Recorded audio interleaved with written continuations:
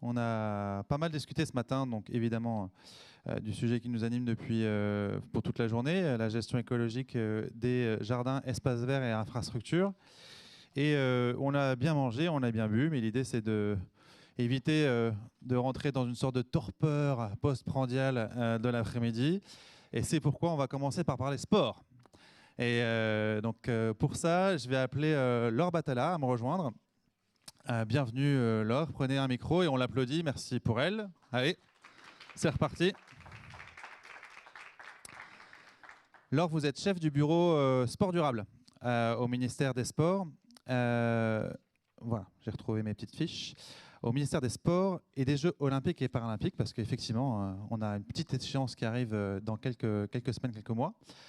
Pourquoi un bureau du sport durable? Quelle est la mission du bureau? Alors, ça vous m'entendez? Oui. Parfaitement. Bonjour à tous, merci pour l'invitation. Donc, le Bureau du sport durable a pour vocation d'accompagner le monde sportif, donc tant les clubs, les fédérations, les usagers, mais aussi des associations, les collectivités territoriales qui interviennent dans le sport, pour aller vers un sport plus éco-responsable et un sport plus sobre. Donc nous, on a, même si on s'appelle le Bureau du sport durable, on a un prisme plutôt environnemental. Ambiance un peu électroscopique pendant que vous parlez. Il est un peu tôt. Donc on a un prisme plutôt environnemental, et en sachant que les deux autres piliers du développement durable, donc les volets sociétal et social, sont plus portés par d'autres politiques publiques portées par le ministère, par d'autres services. Et on a un travail plus de synthèse sur ces volets-là pour s'assurer donc, voilà, que l'ensemble des objets de développement durable sont bien pris en compte dans nos trajectoires. Et donc, vous avez un rôle, on va dire, particulier, parce que le sport a lui-même un rôle particulier en termes de sensibilisation et notamment auprès de la jeunesse. Tout à fait. Ce qu'on essaye de faire, c'est déjà que le sport fasse lui-même sa propre transition écologique, mais de par son rayonnement, des symboles qu'il peut véhiculer, des messages qu'il peut porter, qu'il participe aussi à la transition écologique de la société, puisqu'on a un fort rayonnement, alors tant pour les mauvais messages que pour les bons. Donc on essaye de favoriser les bons messages. Avec un enjeu, on en parlait à midi, d'éducation aussi des sportifs eux-mêmes qui sont sur ces sujets-là, parfois peut-être un peu démunis, ou pas cultivés, ou pas intéressés, alors même qu'ils ont un enjeu, un impact particulièrement fort auprès de la population. Tout à fait, ils ont une valeur d'exemple, donc il faut qu'on arrive aussi à intégrer tous ces sujets qui ont trait au développement durable, et pas seulement, encore une fois, sur le volet environnemental, dans la formation des éducateurs sportifs, des cadres, pour qu'ils puissent ensuite bien sensibiliser tous les jeunes et même tous les usagers du sport, puisqu'on peut se former à tout âge et on est amené à évoluer à tout âge. Mais effectivement, c'est un véritable enjeu. Oui, parce que vous gérez, le ministère gère, en tout cas organise les politiques publiques autour du sport professionnel comme du sport non professionnel. Tout à fait, c'est-à-dire qu'on a le mouvement sportif est structuré par les fédérations. Et vraiment, c'est un peu perturbant. Heureusement que je ne suis pas épileptique. Donc le mouvement sportif est structuré donc par les fédérations. Et dans ces fédérations, il y a quand même une majorité. Donc on a le sport de haut niveau, le sport professionnel, le sport olympique, le sport non olympique et le sport amateur. Et dans le sport amateur, on peut avoir et du haut niveau et du niveau de monsieur tout le monde. Je connais ça, le haut niveau. Il y a donc la question d'avoir un sport plus sobre, mais aussi d'adapter le sport au changement climatique, au dérèglement climatique. J'imagine que c'est aussi un des sujets pour vous. Alors, au changement climatique, c'est le terme officiel. Effectivement, donc on a lancé des travaux. Là, on a réuni en plusieurs ateliers thématiques tous les acteurs du sport, donc encore une fois les fédérations, mais aussi les collectivités territoriales, certains sportifs, pour réfléchir à comment adapter la pratique sportive au changement climatique, puisque donc en 2030, il fera plus de 2 degrés en moyenne, parfois un peu plus, notamment par exemple dans les montagnes des Alpes. Et donc l'idée, c'est d'essayer, c'est de faire évoluer la pratique sportive pour qu'on puisse continuer à faire du sport, à conserver tous les bienfaits du sport, tout en garantissant une pratique en toute sécurité et en continuant bien évidemment d'atténuer notre empreinte et notre impact, puisque l'adaptation ne va pas sans l'atténuation, et ce sont des politiques complémentaires. Oui, et complémentaires, et l'une condition dans l'autre. Dans le secteur agricole, on se rend compte que l'atténuation sera peut-être la condition de la capacité d'adaptation. dans certaines zones si on n'arrive pas à réduire assez les émissions de gaz à effet de serre. Voilà, on ne sait pas comment adapter les productions agricoles parce que le système serait trop déséquilibré. Là, Donc il faut c'est pareil. savoir que tout ce qu'on peut penser comme adaptation, on va le penser à horizon 2030 puis 2050. Mais comme on sait que le réchauffement, pour le coup, ne va pas stopper, puisqu'on on a à peine ralenti l'augmentation des gaz à effet de serre, de l'émission. Donc on sait que le climat va continuer à se réchauffer. Et donc on a aujourd'hui un état des lieux sur l'adaptation, puisque de toute façon le changement, il est là. Hein. Mais voilà, dans les mesures, notre principal enjeu aussi, c'est d'éviter toutes les mesures de maladaptation pour avoir une adaptation la plus réelle possible. C'est un sujet qu'on retrouve aussi, cette question de la maladaptation avec, on va dire, la sollicitation par exemple un peu trop rapide et non pensée à l'irrigation, qui peut avoir des conséquences assez problématiques par la suite. Pour échanger avec vous, on va proposer à Rémi Dorbeau de se joindre à nous. Bienvenue Rémi, on peut l'applaudir. Prenez un micro, Rémi. Rémi, vous êtes directeur du golf de Chantilly, mais c'est surtout au titre de président de l'AGREF. On en a parlé un petit peu tout à l'heure. L'AGREF, c'est l'association des personnels d'entretien des parcours de golf. Donc c'est à ce titre-là que vous intervenez aujourd'hui. Quelles sont ces missions à l'AGREF ? L'AGREF est une association professionnelle d'environ 800 membres en fait, qui représente la moitié des infrastructures golfiques françaises. À l'heure actuelle, il y a un peu plus de 630 structures golfiques en France. Notre vocation, c'est animer cette association, animer un groupe de professionnels, assurer la veille réglementaire, assurer une transmission technique, des valeurs de gestion des golfs dans le respect de l'environnement, et aussi contribuer à la formation professionnelle continue, ce qui a démarré assez rapidement finalement après sa création il y a plus de 30 ans. Et vous êtes même, je crois, à l'origine de la convention collective du golf. Alors oui, comme on était très structuré en fait en termes d'organisation professionnelle, et probablement la mieux à l'époque, en fait, dans le domaine du sport, on aurait pu être sous la convention collective du sport, mais le boom du golf à l'époque des années 90 a nécessité qu'on encadre un peu l'aspect social, et on a contribué effectivement à cette structuration. Et puis vous l'avez dit, vous êtes voilà, à l'origine de parcours de formation continue, initiale et continue pour les personnels et tous les intervenants dans le secteur du golf. Vous êtes également président de l'Institut Écoumène Golf et Environnement. Avec vous, j'ai appris un mot. Est-ce que vous pourriez partager avec nous la définition de écoumène ? Alors c'est un terme utilisé plutôt par les géographes en fait, qui détermine, enfin qui définit un territoire anthropisé, enfin un territoire où il y a une certaine activité humaine qu'on peut qualifier pour le nôtre d'activité de golf. Voilà. Oui, donc effectivement, les parcours de golf, c'est des espaces verts, mais anthropisés. Pourriez-vous du coup préciser les missions de cet institut ? Alors je préciserai espace naturel. Parce qu'espace vert en golf, c'est d'abord en fait un écrin de nature dans lequel on entretient des surfaces sportives. Donc, et actuellement, ça a encore plus d'importance d'utiliser ce terme-là. L'Institut Écoumène, en fait, on l'a créé d'abord pour créer un réseau d'épidémiosurveillance spécifique des professionnels des gazons, parce que le plan Écophyto prévoyait justement l'épidémiosurveillance. Mon responsable R&D, Olivier Dours, que tout le monde connaît, en fait, a pris la charge d'animer et de concevoir ce réseau, parce que pour nous, réduire et atteindre les objectifs de réduction des 50% qu'on a atteint dans notre filière, en tout cas golfique, passait forcément par une épidémiosurveillance. On n'avait pas les compétences dans le schéma gouvernemental qui était proposé. Donc plutôt que de s'appuyer sur des gens qui n'auraient pas eu nos compétences ni notre expérience technique, on a préféré l'organiser et collecter nos données. Et Olivier, comme l'a dit tout à l'heure, est le rapporteur national gazon pour le MASA.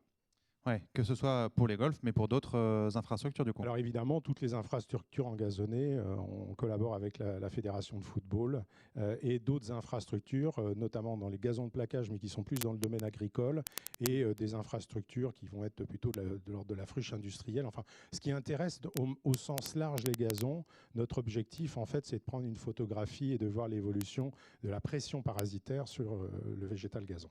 Et on a compris l'appel d'Olivier tout à l'heure sur de mobiliser aussi les gazons des particuliers et mobiliser les particuliers et la jardinerie surtout, et les GEVI dans un sens large dans ce dispositif d'épidémiosurveillance. Justement, avant d'aller plus loin, on va lui redonner la parole à Olivier Dours, responsable R&D à l'Institut Écoumène, et par ailleurs, donc on l'a dit, expert gazon pour le MASA, le ministère de l'Agriculture et de la Souveraineté Alimentaire, et cette fois-ci au travers d'une vidéo. avec le son. Entretien des pelouses sportives. Doum, doum, doum. Est-ce que la régie, on peut nous aider pour qu'on ait le son, s'il vous plaît? S'il y a nos camarades du ministère, on n'a pas le son de la vidéo, ça arrive. Et du coup, Laurent, tu vas pouvoir faire un petit clic le arrière ministère et leur relancer si de d'accord. l'Agriculture. On va vous la relancer. C'est reparti.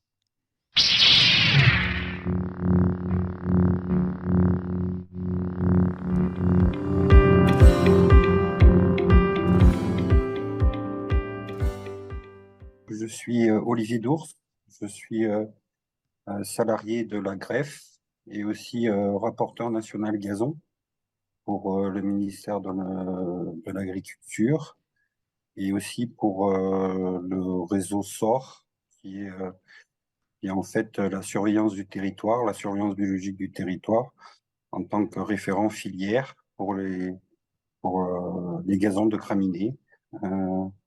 Je suis aussi rapporteur des méthodes CEB. Et donc, je fais partie aussi du CTOP, qui en fait fait le diagnostic des gazons. Voilà. Sinon aussi, je suis formateur pour la greffe et je fais aussi passer le certificat pour les intendants et aussi des formations pour les terrains de sport, pour les filières golf aussi. Personnellement, ça a été enrichissant parce que ça m'a conduit à réfléchir aux différents leviers agronomiques, comment il fallait aborder cette gestion globale et cette gestion intégrée, qui est un changement de paradigme que l'on doit adopter. Et ce virage ne peut se faire, à mon sens, qu'à partir d'une acquisition de connaissances. Mon apport, j'ai écrit tous les scripts en fait de la gestion intégrée, de la lutte intégrée, en déclinant tous les leviers agronomiques. Et les formations qui sont proposées sont dans un format qui, je pense, est très adapté à la société aujourd'hui. Je pense que les vidéos sont bien faites dans un temps court, c'est pas trop long. Et donc, je pense que ça donne envie aux gestionnaires d'aller chercher un petit peu plus loin pour se former. Après, c'est potentiellement utile, notamment pour le certificat, pour justement tous les leviers agronomiques, et puis aussi pour les formations propres à la greffe.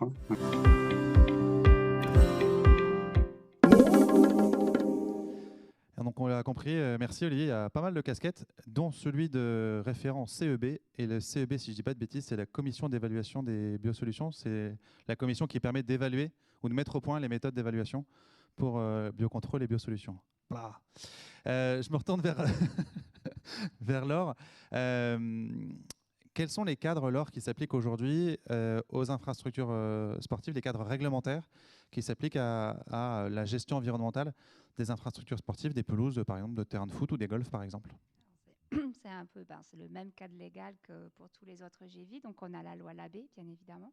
Alors, en revanche, on a eu un petit délai pour les pelouses sportives, puisque l'arrêté de janvier 2021 prévoit pour nous une dérogation jusqu'en 1er janvier 2025.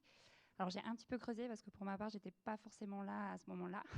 Mais de ce que j'ai pu comprendre, c'était vraiment, là, on avait deux sujets quand les travaux ont commencé en 2020, c'était la sortie Covid, donc avec un mouvement sportif durement éprouvé par les phénomènes de confinement, et surtout une volonté d'avoir un peu plus de temps pour trouver des solutions satisfaisantes qui permettent de garantir la qualité de la pratique sportive. Donc, on a pu bénéficier d'un temps supplémentaire par rapport aux autres GEVI. On a évidemment la loi climat et résilience qui prévoit notamment cette trajectoire zéro azote. On bénéficie du plan Ecophyto, donc qui est plus un programme d'aide ou de financement ou en tout cas d'accompagnement de projets. Je vous interromps, Laure, pardon. Il faut juste lever un petit peu la main parce que là, vous bloquez. Et voilà, parfait. C'est mieux, voilà. Et donc, on a été à la loi climat et résilience. Et résilience. Ça, c'est bon. Trajectoire zéro azote. Et le plan Ecophyto dont on dispose pour aussi pouvoir financer des projets d'accompagnement avec parfois des fléchages pelouses sportives sur certains appels à projets. Et enfin, on a le conseil stratégique phyto. Donc là, c'est la nouvelle obligation du code rural et qui va s'imposer aussi au GEVI au 1er janvier 2025, 24, 25, il faut que je regarde mes notes, 24. Je regarde les miennes aussi. 24. Donc là, cette obligation, c'est un conseiller annuel agréé indépendant pour que les utilisateurs de produits phyto soient autorisés à les utiliser. Et donc, on a un sujet, c'est le vivier de ces conseillers agréés, puisqu'ils sont agréés par les DRAF, donc les directions régionales agriculture, de l'alimentation et de la forêt, qui s'appuient sur un organisme certificateur. Et donc, la greffe, que je remercie, s'est positionnée, en tout cas sur le champ pelouse sportive, donc, pour pouvoir assurer cette fonction-là. Et ça va peut-être pouvoir aussi être profitable aux autres secteurs GEVI. Donc, merci beaucoup pour cet engagement. On va faire ce qu'on peut. Justement, Rémi, dites-nous-en un peu plus sur cette accréditation et les actions de la greffe en la matière. Alors, on parlait ce matin, j'entends parler des collectivités qui disaient qu'il n'y avait plus de nécessité de renouveler le certifito. Qui dit certifito, absence de certifito, dit absence de conseil. Et pour nous, en tout cas, le conseil est le meilleur moyen de développer la solution de lutte intégrée. Parce que ça se résume à ça, c'est de la gestion intégrée, le conseil stratégique.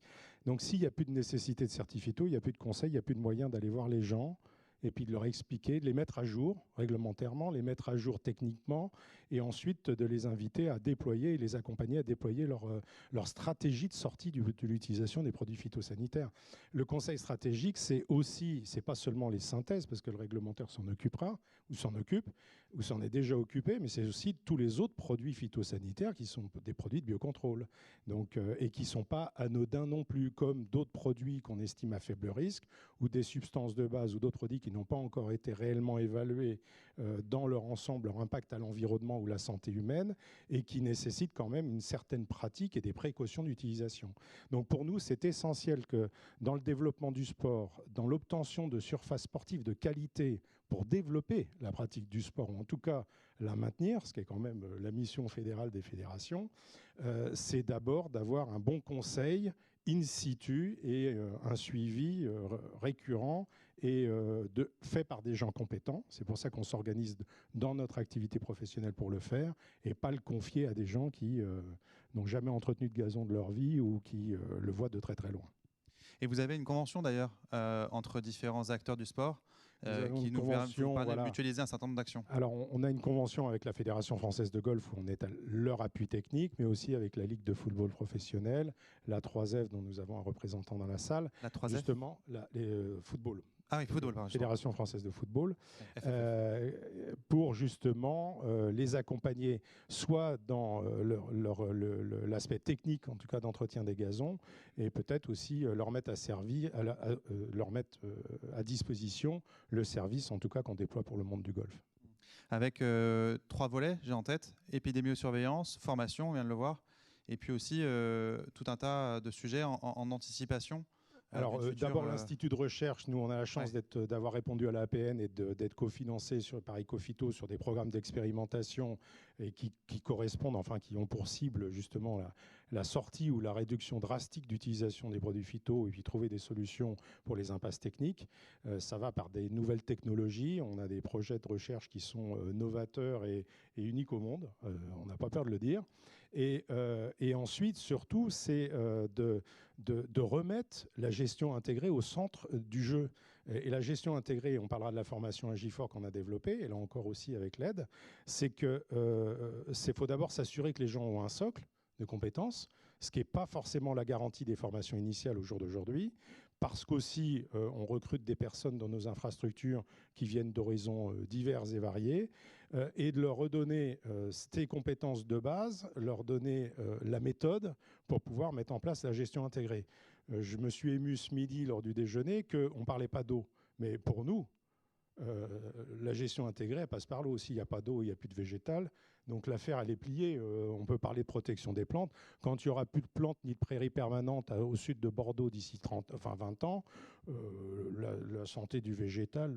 Et avec des modes de gestion des implantations, de la couverture de sol qui justement permettent de gérer la conservation de l'eau dans le sol avant ou de manière parallèle à la gestion de l'irrigation. L'objectif de nos infrastructures, notamment dans le domaine du golf, ce sera peut-être plus d'avoir des surfaces sportives de très très haute qualité avec les standards qu'on avait auparavant, mais de conserver un végétal sur le sol pour les protéger, oui.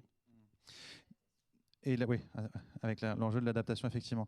Donc, je le redis parce que vous l'avez dit vite et ça me semble important. Il y a une formation, donc Agifor, qui est une sorte de petite sœur ou grande sœur ou confrère, enfin, copine complémentaire de la formation JEDI, qui a été financée par Ecofito et qui va être bientôt déployée, oui, et spécialement pour les voilà, à disposition, et c'est 49 heures de formation en distanciel où on reprend en fait les différents leviers de la gestion intégrée et on inculque une méthode que pourront impliquer les gestionnaires de sites justement pour déployer la gestion intégrée et surtout mesurer ces indicateurs. Cette formation-là, elle fait partie d'une réflexion qui est beaucoup plus large. Je parlais de conseil stratégique, ça en fait partie, et on vient de déployer avec la Fédération française de golf une application, je vous précède, je pense, qui s'appelle Plateforme Golf en fait, et qui répond aux attentes des ministères, des institutions, c'est-à-dire collecter des données. Elles auront vocation à collecter les données de consommation d'eau, d'origine de prélèvement, d'origine de l'eau, de l'enregistrement des pratiques phytosanitaires pour la protection des végétaux et aussi de l'utilisation des substrats de culture et matières fertilisantes. Grosso modo, ça nous permet aux gestionnaires d'avoir une sorte de monitoring de toutes ces pratiques, d'avoir des tableaux préfaits de synthèse, mais c'est surtout, nous, de pouvoir quantifier l'évolution dans le bon sens ou dans le mauvais sens des pratiques de gestion des terrains sportifs. De golf pour commencer, on ira peut-être plus loin plus tard, mais l'idée c'est qu'en plus on puisse faire des synthèses départementales, régionales, nationales et qu'on puisse présenter à nos institutions qui nous accompagnent. Madame Batala l'a dit tout à l'heure, on a eu la chance d'aménager cet accompagnement parce qu'on a des impasses techniques dures. Pour l'instant, on ne sait pas faire sans celle-là, mais si on veut aménager cette sortie, il faut qu'on puisse démontrer concrètement qu'elles existent et dans quelle mesure elles existent, et puis quelle est notre progression justement de l'introduction du biocontrôle pour les gérer. Vous parlez déjà un petit peu de perspective, ce qui était plutôt l'objet de la deuxième séquence, mais c'est pas grave. Laure, je me tourne vers vous, et puis vous pourrez réagir là-dessus. Qu'est-ce qui est d'ores et déjà aujourd'hui déployé? Quel est le taux de déploiement de formation auprès de gestionnaires d'infrastructures sportives? Alors, je n'irai pas jusqu'à un taux de déploiement, mais c'est vrai qu'il y a eu tout un cycle de groupes de travail sur les pelouses sportives et qui ont notamment abordé l'axe de la formation. Et donc une liste de formations déjà disponibles, mise à disposition. Donc on a des formations un peu plus généralistes dispensées par le CNFPT d'une durée de 2 jours. On a aussi des formations dispensées par Plantécité avec un format un peu plus ponctuel, d'1 heure jusqu'à une demi-journée. Et puis on a des formations plus techniques. Donc là, dispensées par des professionnels, je vais y arriver, du gazon, où là, on s'adresse vraiment à un public très, très, très technique. Et donc, la formation, mais je ne vais pas y revenir, dispensée par la greffe. En tout cas, ce qui, je pense, est important de noter, c'est qu'on s'est aperçu à cette occasion-là que, certes, il n'y avait pas, on nous avait fait remonter un besoin de formation, mais on constate aussi une discordance sur la demande. C'est-à-dire qu'on n'a peut-être pas une offre assez importante, mais il y a aussi une méconnaissance côté gestionnaire des pelouses, côté technicien, des formations qui existent déjà. Et donc, on a un sujet aussi de visibilité des formations déjà organisées pour qu'elles puissent être suivies et répondre aux besoins. Donc, on a travaillé sur cela. Il y a eu de la mise en ligne des programmes sur le site Ecofito, dont j'ai plus l'intitulé en tête. Mais il faut qu'on travaille aussi sur cette visibilité des formations pour qu'en tout cas, celles qui existent soient profitables, ce qui n'empêche pas évidemment qu'il faille diversifier et enrichir le catalogue. Rémi, vous partagez ce constat ? Oui, évidemment. Oui, évidemment. La formation, alors on s'est structuré au niveau social, on a la Commission nationale emploi paritaire formation golf, où un site a été créé qui s'appelle Métier du golf, parce que cet aspect formation, c'est notre recrutement de demain. et on a du mal à recruter des gens. Le biocontrôle, en tout cas la lutte intégrée, demande une technicité quand même bien supérieure et des moyens investis supérieurs à ce que l'on avait avant. C'est pas avec des gens non formés, pas à jour ou qui sont en conversion, enfin en conversion professionnelle, qu'on va y arriver. Donc il va falloir qu'on ait une offre de formation professionnelle continue solide. Ben, on va voir, justement, on va tester aussi à nous nos compétences avec à nouveau une autre séquence de quiz. Donc dégainez vos téléphones. Normalement, votre session est toujours ouverte si vous avez été des bons élèves. Et sinon, il est encore temps de flasher le QR code. On vous donne 15 secondes. Et après, on lance la question. Aïe, aïe, aïe. Juste en rafraîchissant la plage, sinon. 3, 2, 1. Vous me dites, c'est bon ? Allez, go.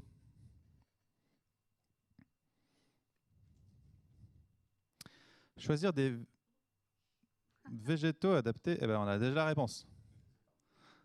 Ça a été rapide.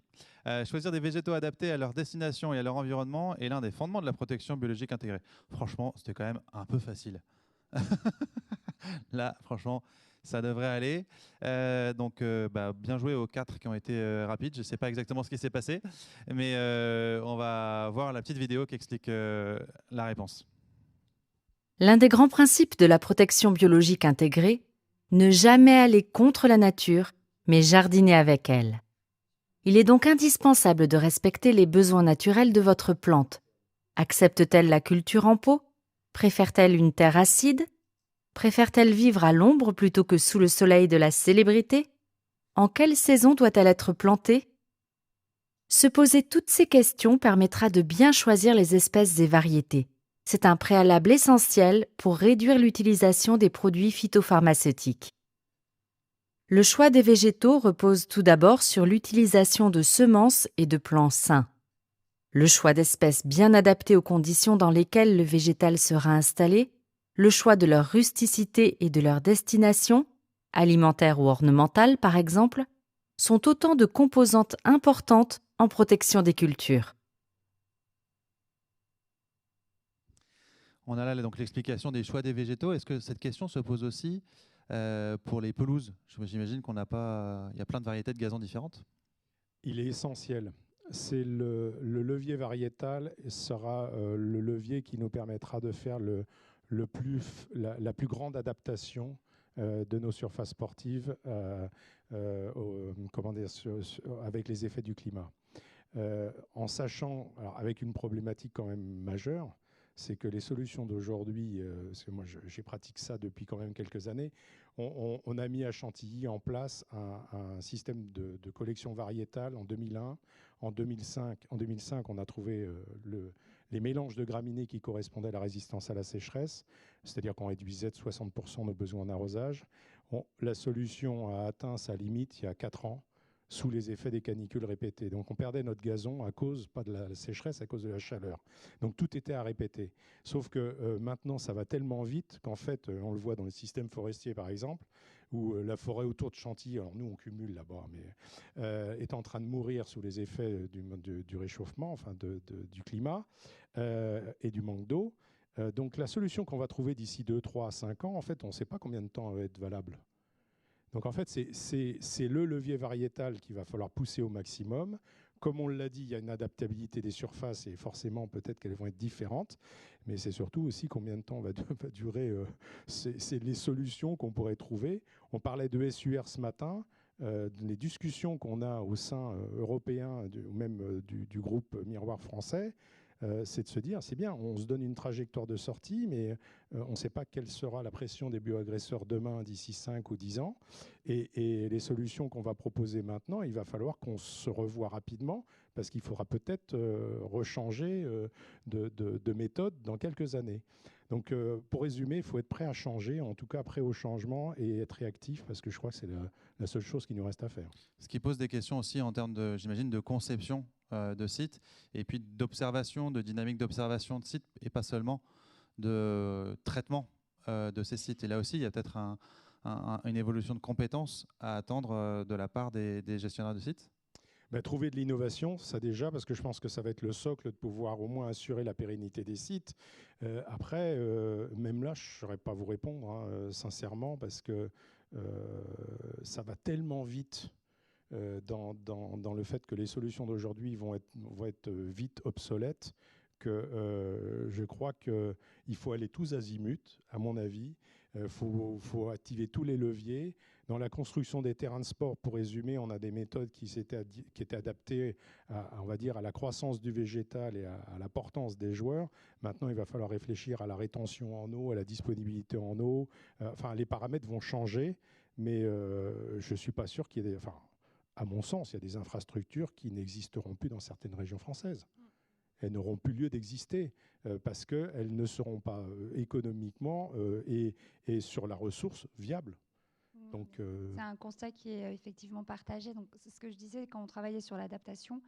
On a aussi, peut-être pas un sujet de conviction, mais il faut aussi que tout le monde comprenne cette urgence. Au-delà de la répétition des sécheresses, donc qui sont de plus en plus fréquentes et qui durent de plus en plus longtemps, on a aussi donc une augmentation de la chaleur et on a un taux d'humidité qui augmente. Donc, ce sont des nouveaux paramètres qui arrivent et qui impactent durement notre environnement, notre milieu de vie. Et tout cela, effectivement, on en voit les conséquences, mais on ne sait pas dans quelle mesure ça va. Et ça va forcément changer, ça va forcément s'accélérer tant qu'on n'aura pas réduit de façon drastique les émissions à gaz à effet de serre. Et à ce jour, ce qu'on constate juste, c'est une baisse de l'augmentation. Donc, ça continue d'augmenter, mais ça augmente un peu moins vite. J'essaye de mettre un petit peu de positif. Mais pour résumer, ouais. le milieu sur lequel on interviendra le moins sera le plus résilient et le plus durable. Le mieux conçu initialement et au meilleur endroit. Et après, une adaptation de nous-mêmes et de savoir ce qu'on veut. Et aussi une adaptation, je pense qu'il va falloir aussi changer les récits du sport, que ce soit les récits du golf, du foot. Il va falloir aussi peut-être accepter à certains moments ou à certains endroits une dégradation peut-être de la performance sportive. Alors l'enjeu, c'est d'abord la sécurité bien évidemment des pratiquants. Il ne faut pas que faire du sport devienne un danger. Mais il va falloir aussi qu'on fasse évoluer tous ces schémas un peu collectifs, ces récits que l'on se raconte. Moi, je suis en relation très fréquente avec la fédération de golf qui, une fois, m'avait fait un diaporama avec Instagram et puis la réalité. Donc, des golfs vert pomme, voilà, ça n'existe plus. Et il va falloir aussi qu'on ait une harmonisation au niveau international pour revoir peut-être les calendriers techniques, les contraintes techniques imposées par les fédés, par les règlements internationaux de compétition, pour justement peut-être abaisser un certain niveau d'exigence. J'imagine que ces questions-là, on les retrouve au cœur de l'accord cadre polo sportif que vous êtes en train de négocier ou pas ? Pas forcément. Je dirais qu'on les retrouve plutôt dans tous les travaux qu'on fait sur le plan d'adaptation. Et encore une fois, c'est un long chemin mais dynamique, c'est ce que j'entends. Itératif et dynamique, au regard de ce qu'on se dit. Tout à fait. Enfin, on essaye. Et donc, justement, sur cet accord cadre pelouse sportive, est-ce que vous pourriez nous en dire un petit peu plus ? Alors, ce sont des travaux qui ont commencé il y a un petit moment, hein, donc depuis la date qui est connue de la sortie des produits phyto. On est en train de le finaliser. On a relancé quelques réunions au printemps. On a une réunion en juin. Et donc, l'objectif, c'est de vraiment mettre autour de la table toutes les parties prenantes, donc les fédérations sportives, des organismes comme aussi l'hippodrome, la greffe par exemple, et puis dans un contexte interministériel, puisque nous, le ministère des Sports, on est là pour accompagner nos acteurs, mais on n'a pas l'expertise technique. Et donc, on est accompagné, et heureusement, par le ministère de la Transition écologique et la cohésion des territoires, et surtout par Dominique Pougeot, qui est dans la salle, et aussi par le ministère de l'Agriculture et de la Souveraineté alimentaire. Et donc, on a deux objectifs avant le 1er janvier 2025. C'est d'une part documenter les fameuses impasses techniques que vient d'évoquer Rémi, en faisant en sorte qu'elle soit la plus réduite possible à cette liste. Et de toute façon, ce sera une liste qui sera revue régulièrement. Et donc, autoriser quelques situations dans lesquelles on pourrait continuer à utiliser les produits phyto, mais avec l'objectif, comme Rémi l'a très bien dit, que ce soit vraiment des cas très, très, très marginaux.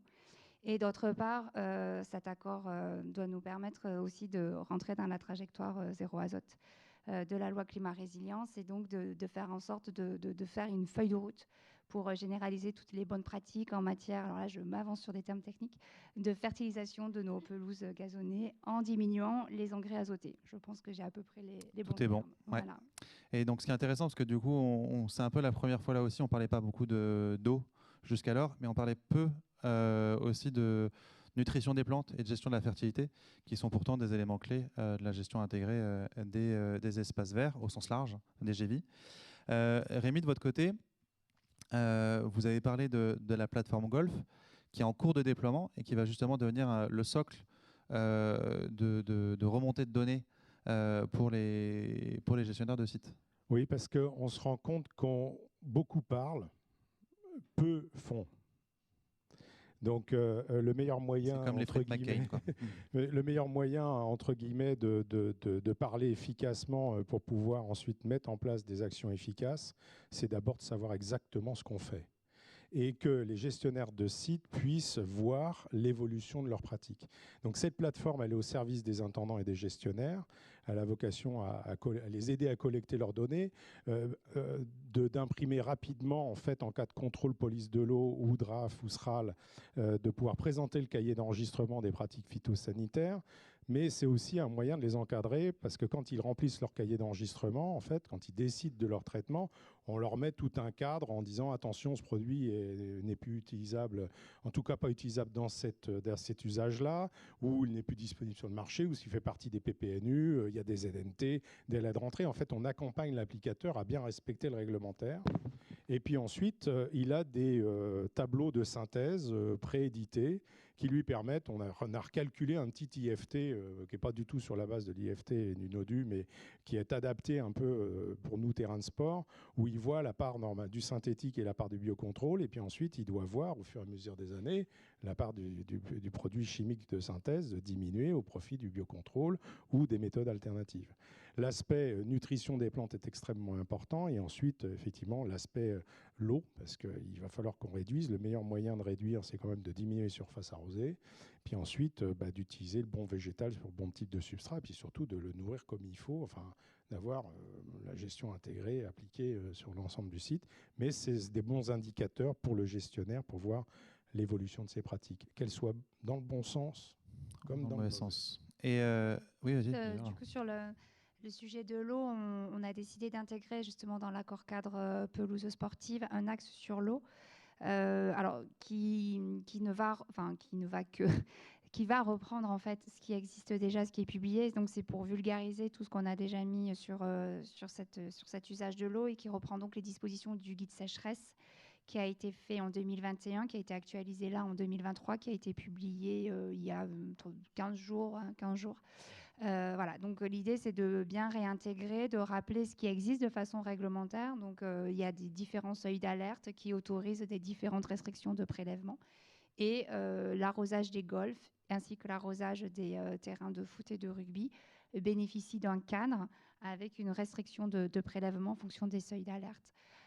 Et donc ça, c'est important parce que ça permet, avec cette application, de pouvoir objectiver les volumes d'eau réellement consommés. Donc ça fait partie aussi de la pédagogie, de démontrer aussi aux autres acteurs, je pense aux acteurs des préfectures, quand ils réfléchissent à se dire, bon, est-ce qu'on va prendre un arrêté de restriction ou pas, on est à quel seuil, de démontrer quel est notre réel usage de l'eau et du coup de pouvoir aussi économiser notre ressource et peut-être de pouvoir reporter ces restrictions-là. Donc c'était notre idée dans cet axe-là, c'est de bien rappeler ce qui existe, c'est un cadre réglementaire.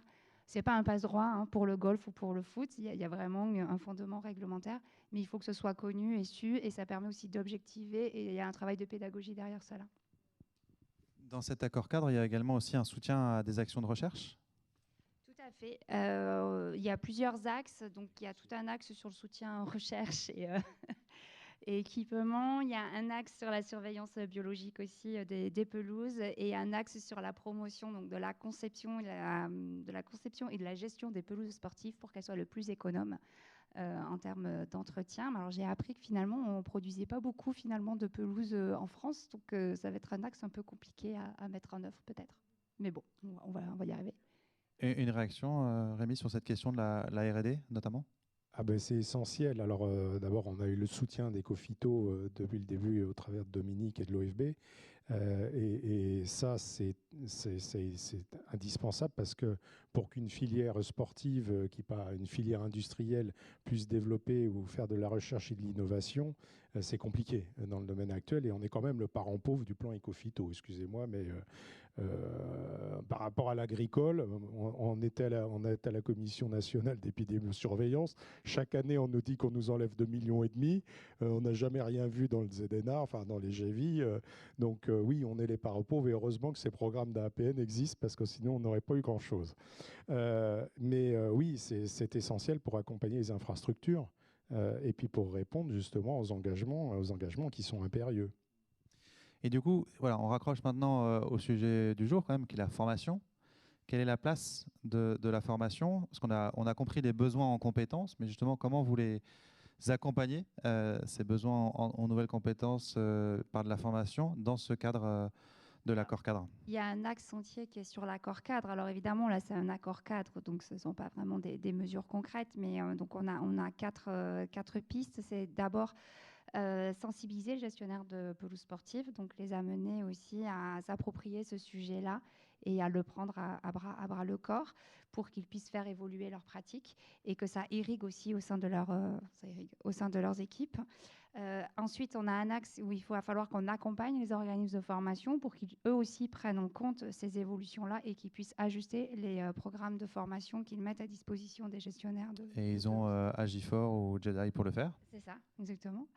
Et ensuite, on a 2 points qui sont très liés, c'est élaborer et mettre en jour un référentiel des pelouses sportives avec un socle de formation technique et proposer du coup un référentiel de formation qui s'appuierait sur ce référentiel-là. Donc ce sont des grands axes de travail, de réflexion, et une fois que cet accord cadre sera signé, toutes les parties prenantes se mettront ensuite autour de la table pour avoir une déclinaison concrète de ces 4 points. Rémi, une réaction sur ce dispositif ce volet de formation? Il est essentiel parce qu'il prend les 2 aspects de la formation initiale, c'est-à-dire à l'heure actuelle, on a des formations qui existent dans les terrains de sport et les golfs. Elles sont assez bien réparties sur le territoire, mais alors elles ne sont pas remplies du tout. Enfin, il n'y a personne pour les suivre. Donc, j'aime à penser en fait qu'il faut faire comme l'armée de terre, c'est on recrute. C'est si on veut avoir des personnes formées demain pour travailler dans une infrastructure et bien les gérer, il vaut mieux qu'on remplisse les formations initiales et qu'ils y viennent pour les bonnes raisons. Et qui est le mieux placé dans une filière où on peut avoir des gens passionnés par un sport et qui puissent allier sport et activité professionnelle? Je veux dire, on a un vivier de plusieurs millions d'adhérents en fédération de football, de golf, de rugby, d'hippisme et autres. Il y en a bien qui sont quand même passionnés de leur jardin et là-dedans quand même. Aussi, mais c'est souvent les filières du paysage qui ont alimenté nos infrastructures. Donc il faut qu'on s'organise, ça passe par un référentiel et surtout qu'on s'appuie sur un système formidable qui est en France, c'est que la formation est gratuite. Parce que la formation professionnelle continue, c'est bien, mais elle est payante. Ce sont les entreprises qui le payent. Et les fonds mutualisés de formation, maintenant, le taux de cotisation a tellement réduit que, à titre d'exemple, un golf de plus de 11 salariés, il a 1 900 € pour l'ensemble de ses salariés pour pouvoir suivre un plan de formation. Donc, ce n'est pas suffisant. Donc, il faut qu'on s'organise avec l'AFDAS, qui nous intéresse et qui est notre OPCO, pour pouvoir soutenir ces formations professionnelles. L'organisme professionnel des compétences, l'OPCO. Je faisais une petite traduction en live de l'acronyme, pardon. Oui, alors oui. En fait, maintenant, donc, et l'accompagnement se fait par le travers du ministère des Sports et le soutien du ministère des Sports pour essayer de trouver à la fois des formations certifiantes qui puissent faire appel à d'autres fonds de formation ou le contrat personnel de formation pour pouvoir que les gens puissent continuer de se former tout au long de leur activité professionnelle. On parle aussi donc de formation continue à l'instant, mais de formation initiale. Et là, ça me fait penser au lycée, de l'enseignement agricole notamment, qui embrasse ces métiers du paysage et de la gestion des infrastructures. Vous êtes en interaction avec eux, Laure, via le ministère de l'Agriculture, pour traiter spécifiquement cette question-là? On l'est, mais pas sur cette question-là. Effectivement, on a des conventions avec la Direction générale de l'enseignement et de la recherche. Je crois qu'il y a quelqu'un d'ailleurs. Mais plus sur les sujets de l'éducation par le sport, donc vraiment plus large, mais ça pourrait effectivement être un axe de réflexion. Et de toute façon, il va falloir... l'enjeu de la formation, il est crucial et surtout, c'est ce qu'on disait tout à l'heure, comme on va devoir s'adapter continuellement et de façon de plus en plus rapide, il faut forcément qu'on soit à jour de ce qui se passe pour pouvoir s'adapter. Donc, c'est un enjeu, il faut qu'on ait des formules qui permettent de toujours se tenir à niveau pour pouvoir réagir et pour pouvoir ensuite garantir, encore une fois, une pratique sportive de qualité et en toute sécurité. Durable, responsable et fun, un peu quand même. Une petite vidéo interlude avant de poursuivre la discussion et donner la parole à la salle. On va regarder quels sont les résultats du projet Jedi Adapt.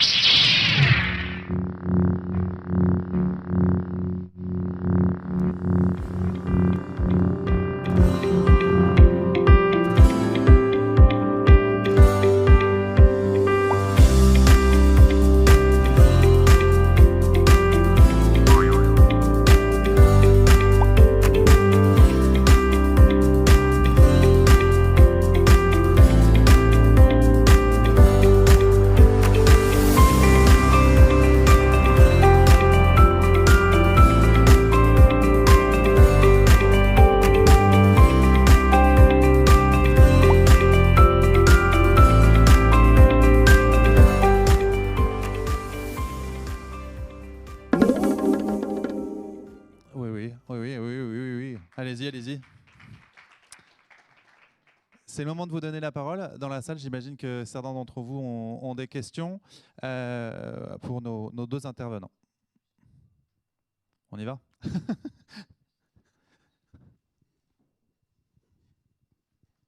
Alors, merci pour toutes ces informations. Moi, je voulais juste poser une question. Je suis un peu surpris aujourd'hui qu'on ait plein de gens dans le monde du paysage et dans le monde des biocontrôles, mais il n'y a pas énormément de paysagistes, de gens qui traitent le paysage de manière un peu plus large. Vous parlez de conception des terrains de sport tout à l'heure, de savoir comment vous allez concevoir ces nouveaux aménagements. J'y travaille un petit peu, en tout cas on m'a posé la question assez récemment et ma réponse était mais alors on peut peut-être changer les alentours, les pourtours, faire un ombrage, guider l'eau, être à plus grande ampleur par rapport aux aménagements. Est-ce que dans vos démarches vous êtes amené à travailler avec des concepteurs qui vont élargir un petit peu le champ d'études en tout cas? Alors, nous directement non, puisque le ministère des Sports n'est pas propriétaire d'infrastructures sportives. En revanche, ça fait partie des thématiques qu'on a pu identifier dans nos travaux sur le plan national d'adaptation du sport au changement climatique. Le sujet donc des infrastructures qui peuvent aussi, alors certes, ils peuvent être des îlots de chaleur, mais ils peuvent être aussi des lieux de résilience et des îlots de fraîcheur. Et donc là, c'est plutôt à nous d'accompagner les collectivités territoriales et de faire passer ces messages-là quand elles doivent soit rénover des complexes sportifs, des infrastructures, des stades, ou quand elles doivent en construire des nouveaux pour justement intégrer tous ces nouveaux paramètres dans la conception. Donc directement, non, on ne va pas travailler avec des paysagistes, mais en revanche, ça fait bien partie d'un axe de travail qu'on va prendre en compte dans le plan. Ce que j'entends, c'est aussi de concevoir non seulement le terrain de foot, mais tout ce qui est autour, et élargir le périmètre de conception au-delà du pur terrain. De toute façon, il faut être aussi un peu réaliste, c'est-à-dire que demain, les infrastructures sportives seront aussi des lieux de résilience pour les populations face au changement climatique et aux épisodes de canicule. Donc, il faut qu'on ait ces lieux-là qui permettent le sport, mais qui soient aussi parfois polyvalents et qui permettent justement aux populations de trouver un peu d'air. Et donc, ça demande un apport en eau raisonné, ça demande de l'ombre, ça demande du végétal pour rafraîchir les températures. Et c'est vrai qu'il n'y a pas d'arbres au milieu des terrains de foot ou de rugby. L'arbre, on peut en mettre autour. Mais voilà. Enfin, c'est compliqué, sinon c'est du coup slalom, quoi. Il faut inventer des nouveaux sports. Ouais. Rémi ? On lutte contre l'ombre sur les terrains de sport, donc ce serait quand même un peu dommage dans certains cas de rajouter de l'ombre. Mais effectivement, dans l'aménagement paysager, c'est une réflexion qui est engagée. Notamment sur l'aspect ombragé pour la thermorégulation. Ça appelle une réflexion même plus élargie. On parle souvent d'infrastructure propre à l'infrastructure, on réfléchit infrastructure, mais on réfléchit peu environnement. L'environnement naturel, mais l'environnement sociétal.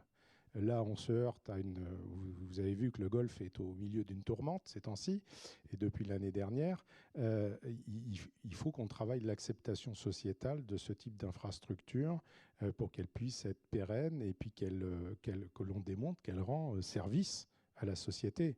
Voilà, et donc il y a plein d'aspects, la santé, enfin l'environnement, etc. Mais oui, il va falloir changer. Alors, le problème, c'est qu'on ne construit pas beaucoup de golf ces temps-ci en France.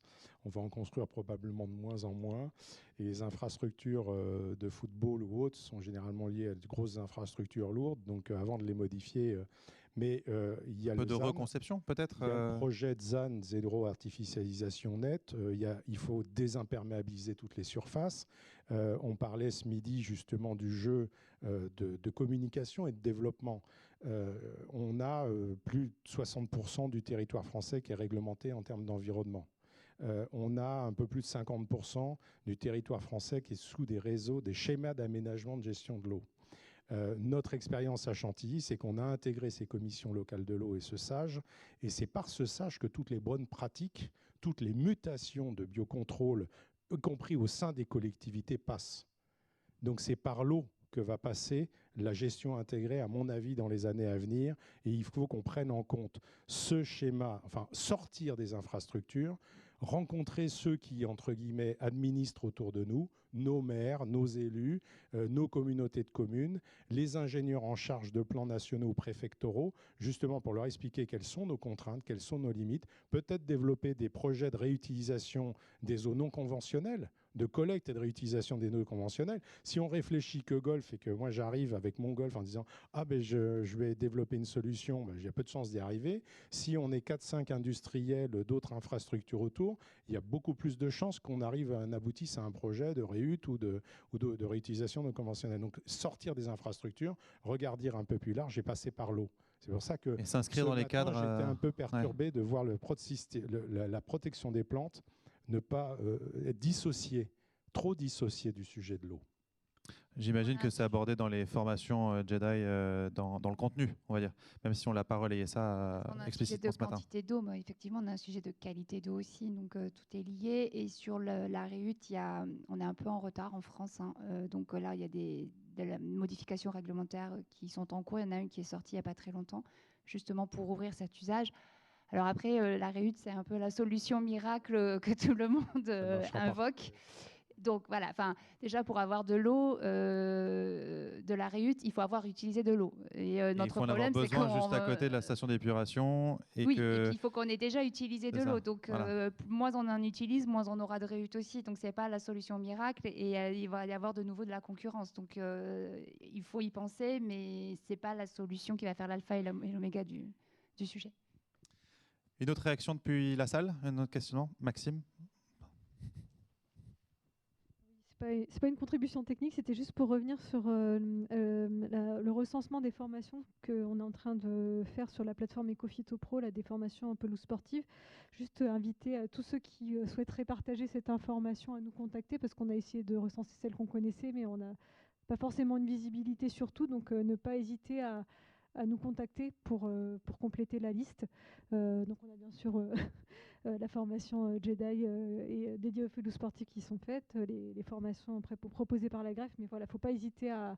On vient de finir notre catalogue, voilà. Donc on va pouvoir vous l'envoyer. À venir compléter le contenu, voilà. Nous, on peut aussi relayer, donc on a une newsletter, peut-être une fois que vous savez si c'est à peu près à jour, on peut aussi faire un message... en tout cas vers les acteurs du sport, pour qu'ils soient aussi au courant vers les collectivités territoriales. Donc moi, je retiens cet enjeu de venir s'insérer dans les cadres administratifs et notamment ceux autour du SDAGE. Votre appel à ce que les gestionnaires d'infrastructures sportives participent à ces actions de concertation autour de ces sujets. Monsieur Lao. Oui, bonjour, Xavier Nicolo, je suis le directeur du groupement Sport International, qui est un réseau d'entreprises du paysage, mais qui fait aussi pas mal de terrains de sport. C'est un petit commentaire et une question, parce que la formation, nous, on essaie d'en déployer. On fait de la promotion des formations qui existent auprès des collectivités, donc qui sont nos clients, mais aussi on forme nos salariés. Il y a un élément dans la chaîne qui, pour nous, manque un peu, c'est un terrain de sport. Et quand on parle de surface sportive, il y a des bureaux de maîtrise d'œuvre spécialisés là derrière, et la dimension, je dirais, environnementale au sens large du terme, aujourd'hui, n'est pas complètement intégrée dans les appels d'offres qui sortent. Les appels d'offres qui sortent, ce sont des copier-coller de techniques que l'on utilisait il y a 10 ans. Si je prends la partie synthétique, c'est une lutte entre fabricants. Donc là aussi, sur la partie conception, qu'est-ce qu'il y a aujourd'hui comme initiative de lancer sur cette cible-là? Sur la dimension donc appel d'offres des collectivités, métropoles ou pourquoi pas même organismes d'État. Qui ne sont pas faits en interne, hein, qui sont pilotés par des bureaux de maîtrise d'œuvre. C'est ça. Voilà. Ah oui, en tant qu'assistance à maîtrise d'ouvrage. Exactement, où la dimension environnementale est un peu légère aujourd'hui.